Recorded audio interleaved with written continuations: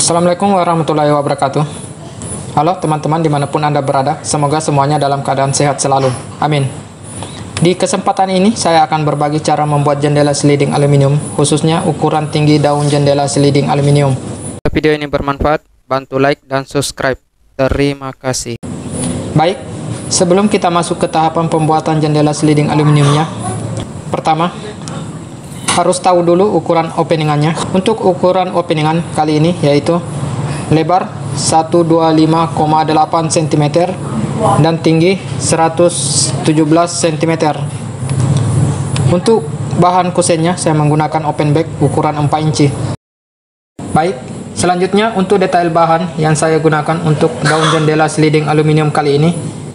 Untuk bagian atas saya menggunakan rel atas sliding. Kemudian untuk ambang atasnya saya pakai tiang sliding. Sedangkan untuk bagian bawah ada rel bawah sliding dan ambang bawah sliding.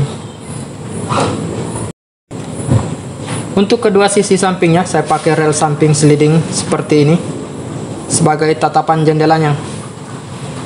Kemudian tiang sliding. Lalu untuk bagian tengah saya pakai tiang sliding kait. Baik, selanjutnya kita masuk ke proses hitungan atau rumusnya.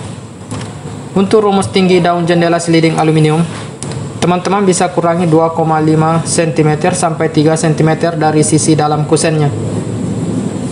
Namun, untuk saya sendiri, tinggi daun jendela sliding aluminium biasanya saya kurangi 3 cm agar tidak terlalu press pada saat dipasang.